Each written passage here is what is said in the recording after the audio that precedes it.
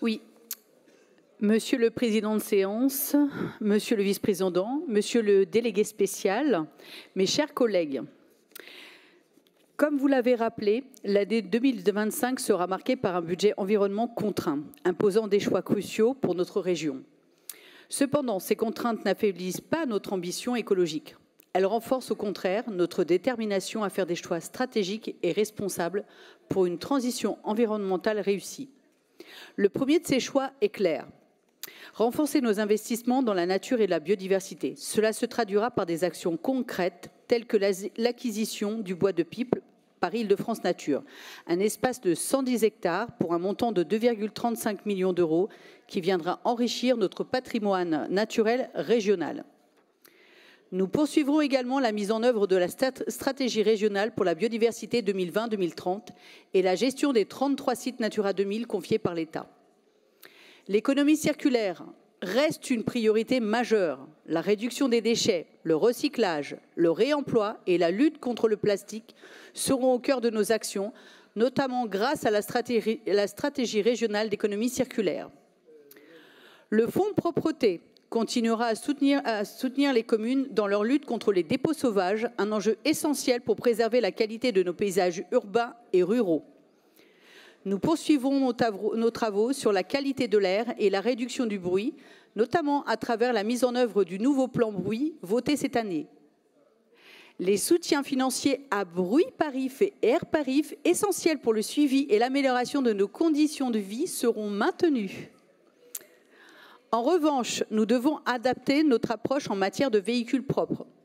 Si le budget diminue fortement, nous concentrerons nos efforts sur des solutions innovantes comme le rétrofit et les véhicules à hydrogène pour offrir des alternatives durables et accessibles. Alors oui, le contexte budgétaire nous impose de suspendre temporairement notre soutien aux projets d'énergie renouvelable. Il revient à l'État de porter ces projets tant que de nouvelles recettes ne seront pas dégagées. Mais nous nous concentrons sur l'essentiel puisque l'année 2025 marquera une étape importante dans la poursuite du déploiement du plan régional d'adaptation au changement climatique. Je tiens d'ailleurs à saluer ici son bilan déjà exceptionnel. Création de près de 130 îlots de fraîcheur urbains, majoritairement des cours d'école. Sanctuarisation de 160 000 hectares d'espaces naturels ou agricoles dans le SDRIF environnemental. Ces chiffres démontrent que l'écologie est au cœur de notre politique régionale.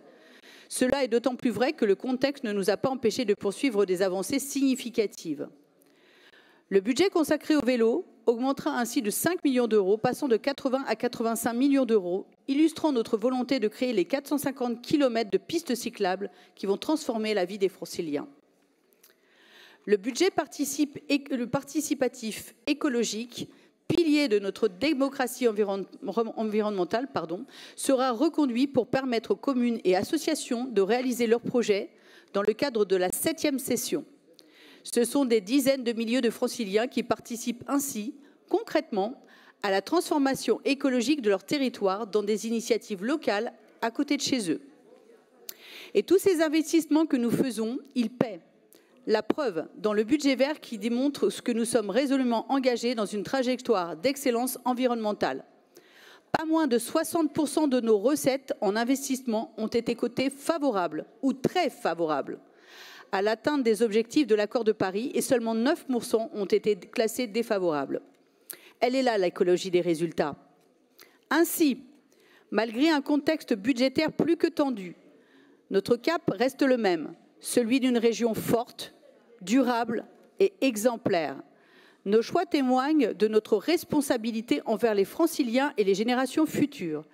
C'est avec cette gestion rigoureuse et notre vision ambitieuse que nous continuerons d'agir en 2025 afin de réaffirmer notre rôle de leader en matière d'écologie et d'innovation environnementale. Je vous remercie.